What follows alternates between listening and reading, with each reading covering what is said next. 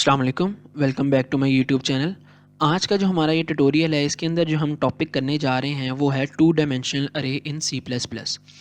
जो हमने अपनी पहले वीडियोस में अरे का टॉपिक किया था वो था वन डायमेंशनल अरे इन सी प्लस प्लस का। आज जो हम करने जा रहे हैं वो है 2D अरे इन सी प्लस प्लस। तो सबसे पहले हम इनका स्ट्रक्चर देखते हैं कि वन डायमेंशनल और टू डायमेंशनल में क्या फ़र्क है स्ट्रक्चर में।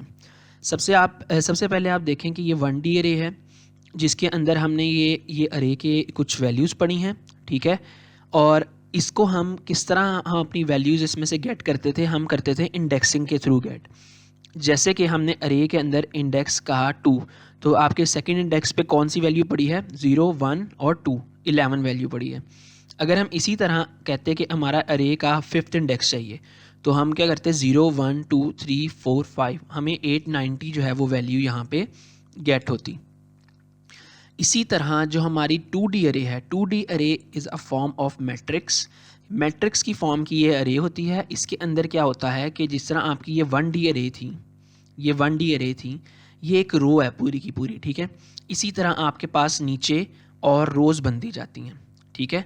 जैसे कि यहाँ पे एक एग्जांपल दी गई है कि आपके पास ये एक रो थी, ये अगर ये सिर्फ एक सिंगल रो होती तो ये क्या होती, 1D अरे, ठीक है। लेकिन जब 2D अरे आएगी तो इसके नीचे और रोज़ जो हैं वो आती जाएंगी। जैसे कि इसके अंदर अब आपके पास दो चीज़ें आ गई हैं, उसके अंदर तो सिर्फ आपके पास एक इंडेक्स था ना, कि आपने ये इंडेक्स की वैल्यू दी और आपको ये नंबर जो है वो मिल गया। इसके अंदर अब आपने अपनी वैल्यूज़ कैसे गेट करनी होती हैं, इसके अंदर होते हैं कॉलम्स और रोज़। रोज़ तो हमें पता चल गया कि ये वाली जो चीज़, ये वाली जो लाइन है, ये क्या है, ये रोज़ होती हैं, ठीक है। तो इसके अंदर जो ज़ीरोथ रो है, जैसे हमारा जो पहला इंडेक्स यहाँ पे 1D अरे में क्या होता था, ज़ीरोथ इंडेक्स। इसके अंदर भी जो हमारी सबसे पहली जो हमारा पहली एलिमेंट्स होंगे वो क्या होंगे, ज़ीरोथ, ठीक है। वो ज़ीरो से शुरू होंगे हमेशा की तरह। तो हमारी ज़ीरोथ रो है, ये हमारी फर्स्ट रो है, ये सेकंड रो है और ये थर्ड रो है, ठीक है। तो हमारे पास टोटल कितनी रोज़ होगी, 4। और इसी तरह अब अगर हमने कॉलम्स देखने हैं तो इसके अंदर अब 2D अरे में हमारे पास होते हैं कॉलम्स। तो जो स्ट्रेट वर्टिकल आपके पास जो एलिमेंट्स इस तरह पड़े होंगे उनको हम क्या कहते हैं, कॉलम्स कहते हैं। तो ये हमारा कॉलम 0 है, ये कॉलम 1, ये कॉलम 2, ये कॉलम 3 और ये कॉलम 4 और ये कॉलम 5। तो टोटल हमारे पास कितने कॉलम हो गए हैं, 6। हमारे पास टोटल 6 कॉलम्स हो गए हैं। अच्छा, अब हम देखते हैं कि अब हमने इसके अंदर से वैल्यू कैसे गेट करनी है। जैसे हमने 1D में तो देखा कि हम सिंगल एक इंडेक्स देते थे और हमें वो वैल्यू मिल जाती थी। अब हम इसमें सिंगल इंडेक्स नहीं दे सकते। अगर हम इसमें सिंगल इंडेक्स देंगे तो अब आप देखें कि अगर आप 2 देते हैं तो 2 पे वो कहाँ जाएगा, किस के ऊपर जाएगा, इस रो के 2 पे जाएगा या कॉलम के 2 पे जाएगा। तो इसके अंदर हम वैल्यू गेट करने के लिए क्या करते हैं, हम रोज़ और कॉलम्स का यूज़ करते हैं। मतलब कि हम उसको कहेंगे कि हमें इस रो का ये वाला कॉलम चाहिए। मतलब अगर हम उसको, मैं उसको कहूँ कि मुझे ज़ीरोथ रो का, ठीक है, ज़ीरोथ रो का ज़ीरोथ एलिमेंट चाहिए, ठीक है, तो वो क्या दे देगा आपको, 11।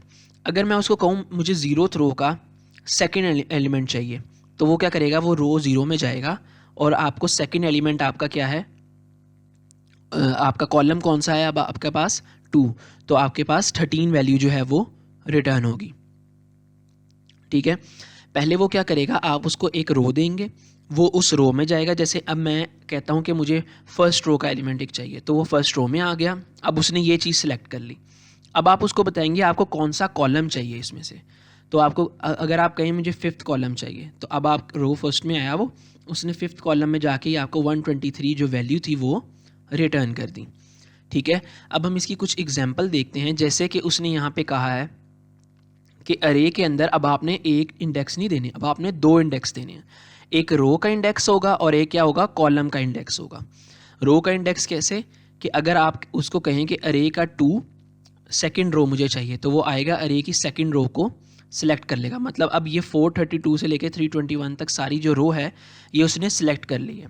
अब इसके अंदर से उसने कॉलम आपने जो बताया होगा वो चूज़ करके आपको रिटर्न करना है। जैसे यहाँ पे उसने कहा है 3, ठीक है, यहाँ पे उसने कहा है 3, तो अब 3 में क्या होगा कि सेकंड रो तो उसने सेलेक्ट कर ली थी ना, अब 3 में 0 1 2 3, तो 144 जो है वो आपको रिटर्न होगा।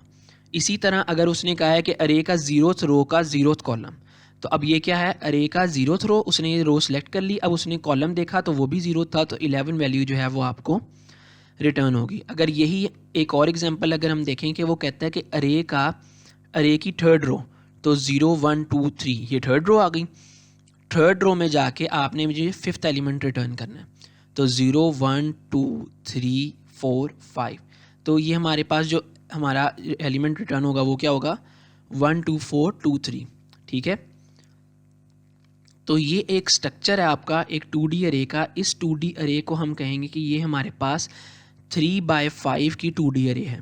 ठीक है, जैसे मैट्रिक्स आप देखते थे ना, मैट्रिक्स में होता था कि 2/2 की होती थी, 2/3 की होती थी, किसी भी फॉर्म की हो सकती थी। इसी तरह ये 2D अरे भी एक मैट्रिक्स की फॉर्म की होती है, जिसको हम रोज़ और कॉलम्स जो हैं वो असाइन करते हैं, और वो उस रोज़ और कॉलम्स के रिस्पेक्टिवली जो है वो क्रिएट होती है। अब आए हम इसकी जो है ना वो इनिशियलाइजेशन देखते हैं कि इसको इनिशियलाइज कैसे करते हैं और इसको प्रिंट कैसे करते हैं। अब हम अपने विजुअल स्टूडियो में आ गए। अब हम इसको सबसे पहले देखते हैं कि हाउ टू इनिशियलाइज।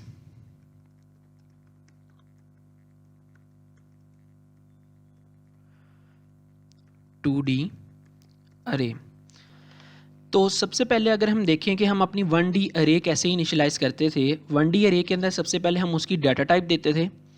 जैसे कि इंटीजर एक डाटा टाइप है, हमने इंटीजर की जो है ना वो अरे बनानी है। ठीक है, उसके बाद हम उसका नाम देते थे, जैसे ARR। ठीक है, उसके बाद हम क्या करते थे, उसका साइज़ देते थे। साइज़ कुछ भी दे सकते हैं आप, जैसे यहाँ पे मैंने 2 दिया, और उसके बाद इक्वल टू के बाद हम यहाँ पे उसकी वैल्यूज़ दे देते थे। ठीक है, और एंड पे सेमी कॉलन। तो ये हमारी 1D अरे जो है ये हो गई है इनिशियलाइज। अच्छा, अब 2D अरे में आपने क्या करना है, सबसे पहले आपने इसी तरह आपने डाटा टाइप देनी है, उसके बाद उसका नाम देना है 2D। ठीक है, ये आपने नाम दे दिया। उसके बाद अब आपने क्या करना है, इसमें होता था 1D का साइज़, मतलब 1 डायमेंशनल साइज़, कि आपने ये कितनी लंबी करनी है। अब आपने क्या करना है, आपको मैंने जैसे बताया कि आपने रोज़ और कॉलम्स देने होते हैं, यहाँ पे रो और कॉलम्स। ठीक है, आपने रोज़ और कॉलम्स देने होते हैं कि कितनी रोज़ आपको चाहिए और कितने ही कॉलम्स चाहिए। जैसे अगर मैं यहाँ पे कहूँ मुझे 2/3 की एक अरे चाहिए। ठीक है, और उसके बाद इक्वल टू के बाद मैं उसमें वैल्यूज़ कैसे डालूँगा, सबसे पहले यहाँ पे मैंने कर्ली ब्रैकेट्स लगा ली। अब इसके अंदर मुझे पता है कि मेरी 2 रोज़ हैं और 3 कॉलम्स हैं। तो कॉलम्स कैसे आए हैं 3, मेरा 0th कॉलम, फर्स्ट कॉलम और सेकंड कॉलम। ठीक है, ये मेरी 3 वैल्यूज़ जो है ना कॉलम्स की आ गई, और मेरी पहली रो जो है ये कंप्लीट हो गई। ठीक है, रो नंबर 0, ठीक है, ये कंप्लीट हो गई। अब मैं जाऊँगा रो नंबर 1 के ऊपर। अब उसके अंदर मैं वैल्यू डालूँगा।